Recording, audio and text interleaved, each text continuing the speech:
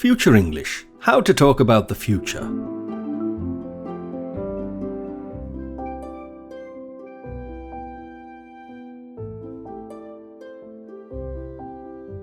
An uncertain future.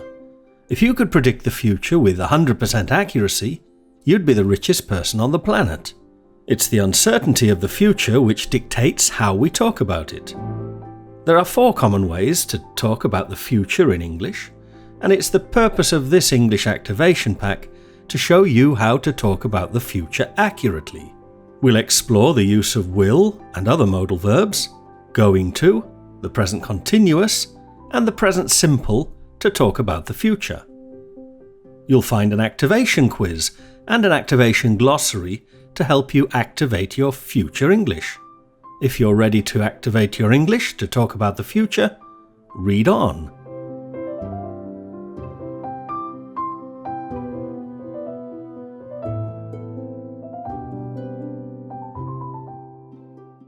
Auxiliary verbs. Most languages conjugate verbs to show the future tense. English makes use of modal auxiliary verbs to show tense and aspect. Every sentence in English has an auxiliary verb in it, even if we don't immediately see it, as in the present simple use of do. I understand that there's an auxiliary in all English sentences.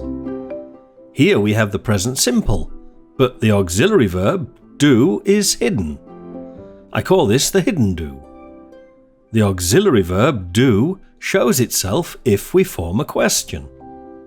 Do I understand that there is an auxiliary verb in all English sentences? I do understand that there's an auxiliary verb in all English sentences. Read the activation glossary to learn more about tense and aspect.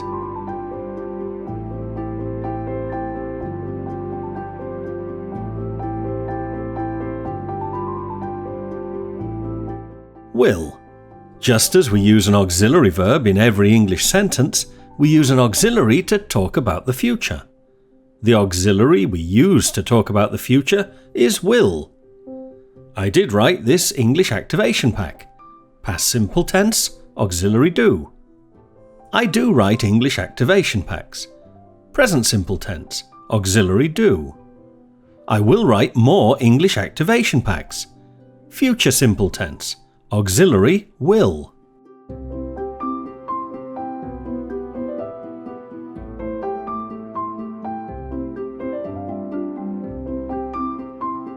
Simple future. If we haven't already made a plan or a decision about the future, we generally use the simple future tense which uses will. We use will when we make a spontaneous decision. That is when we haven't planned to do an action until the moment we speak. You're at home with your partner when someone knocks on the door.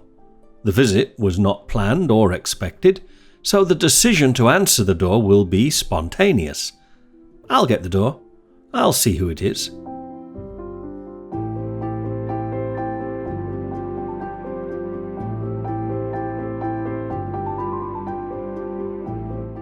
Evidence. One way to decide between using will and going to talk about the future is to see if you have any evidence. When we have evidence, we use going to, not will. Evidence is your basis for belief or disbelief that something will happen in the future. For instance, if you see a woman who is obviously pregnant, you have evidence that a baby will be born sometime in the future. That woman is going to have a baby.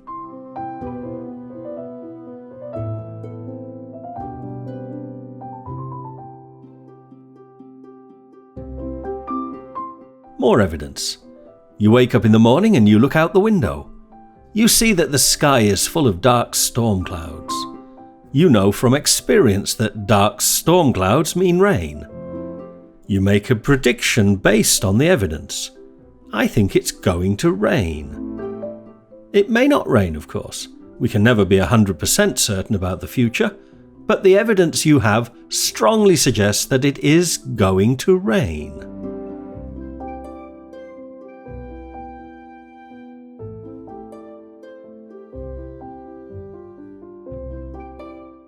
What is evidence? It's useful to think in terms of evidence to decide whether to use will or going to talk about the future. We've seen that evidence such as pregnancy or dark cloudy skies can be good predictors of the future. Having a train ticket booked can be evidence of a future event too. I'm going to London on the train next week.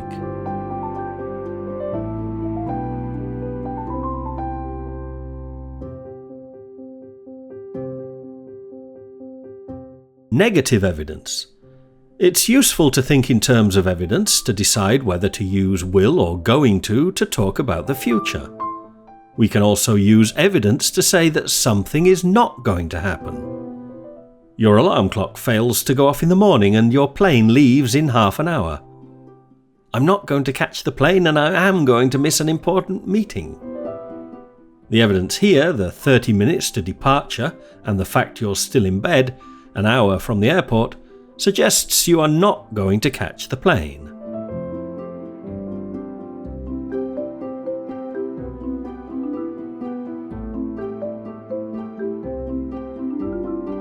No evidence. Where we have no evidence to make a prediction about the future, we usually use will to make the prediction. You haven't made any plans for the weekend, and thus you have no evidence to use to make a prediction. I'll watch TV or read a book. I haven't decided yet. I'll see what I feel like doing on the day. I'll probably just have another boring weekend alone.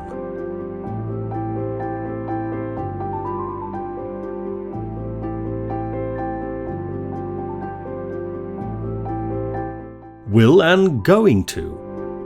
Very often, will and going to are used interchangeably with little difference in meaning. I think I'm going to see a movie tonight. I think I'll see a movie tonight. Both of these are fine because you haven't really made a decision. We might say that the going to implies a more definite possibility, but both lack certainty. If, however, you've bought tickets to see a movie at the cinema, you have concrete evidence, the tickets, and should use going to. I'm going to see that new movie tonight.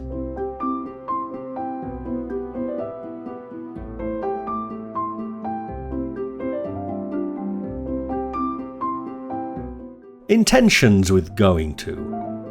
When we formed an intention to do something, we generally use going to, but can use will depending on the certainty of our intention.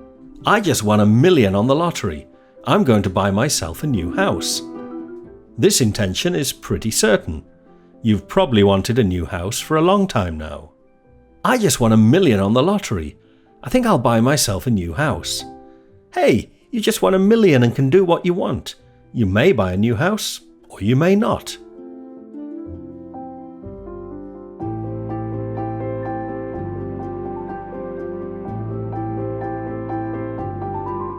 Be has its own rules. The verb be is the most important verb in English, and this is why it's the most complex form. Am, is, are, was, were, be, been, being. No other English verb has so many forms. When we use be in a sentence, we can use will to talk about the future, even when we have evidence that something is going to happen. I'll be in London next week. We'll be there at 6 o'clock. There will be about 100 people at the conference. The bees will be busy bees all summer long. You can also use going to instead of will in all the above examples.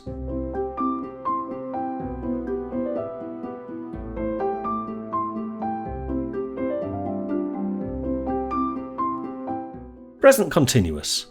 We normally use the present tense, am, is, are, and the continuous aspect, ing, to talk about things that are happening now. You're listening to me reading this to you. We can also use the present continuous to talk about the future. We often use a time expression to clarify that we are talking about the future. I'm cooking salmon, now or around this time.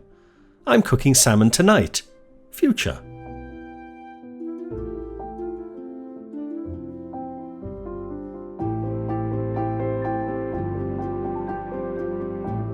Intentions or plans.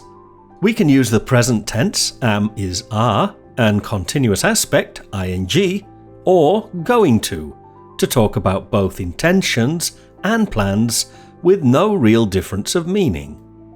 I'm going to make a new English activation pack every week. This is an intention which I've already decided on, and it uses going to. I'm making a new English activation pack this week and every week. This is a plan and uses the present continuous. My plan is to help as many students around the world as possible activate their English skills.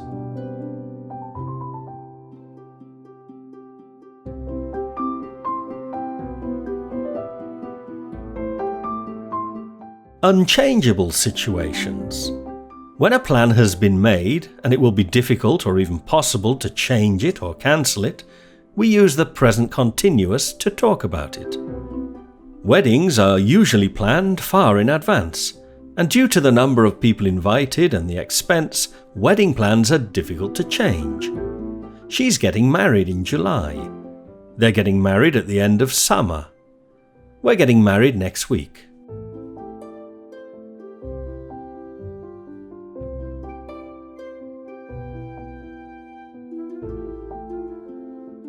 Present simple. The present simple is used to talk about things that are always true. Schedules are always true. My plane leaves at 9. The train arrives just before midnight. The movie begins at 7, so don't be late. The park closes at 6 p.m. There are a number of verbs which are used in this way. to talk about the future, including arrive, leave, start, finish, end, and close.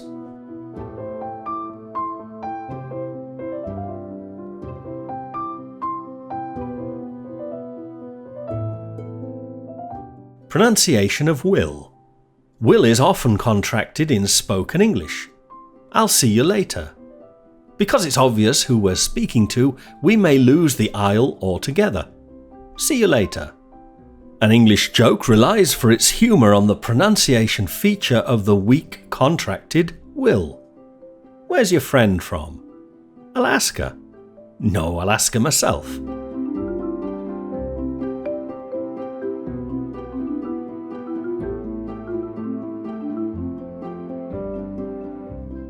Pronunciation of going to.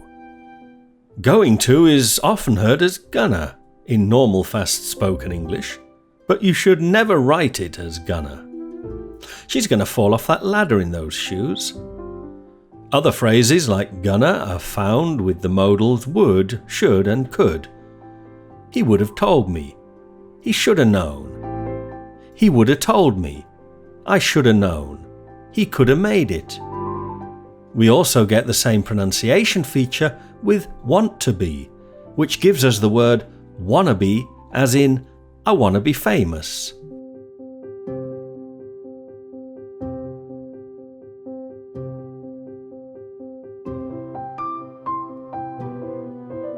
Modals. Modal verbs like shall, should, may, might, and could are used to talk about the future because they express uncertainty. We should have some wonderful flowers this year. The crop may be late. We might not get them picked until tomorrow. With a bit of luck, I could be a millionaire by this time next year. You shall go to the ball.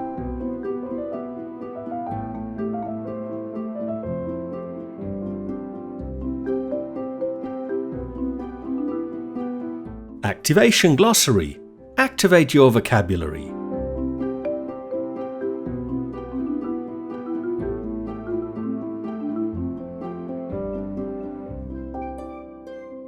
Activation quiz. Activate your future English.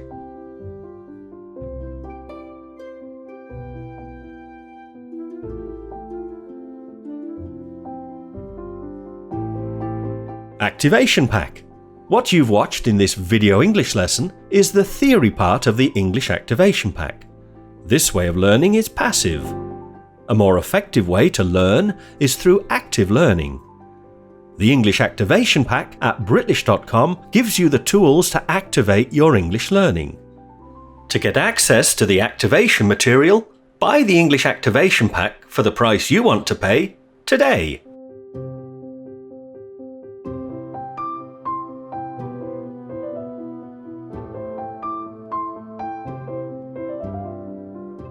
Online English classes. If you really want to improve your English faster than you ever thought possible, online English classes are for you. I've taught many thousands of online English classes since 2006. My students find that online English classes are the most convenient way to learn English. Wherever you have an internet connection, you can have your English classes. At home, in the office, or even in the park. Wherever you are, I'll come to you. Book an introductory class at Britlish.com today and see how online English classes can help you get the level of English you've always dreamed of.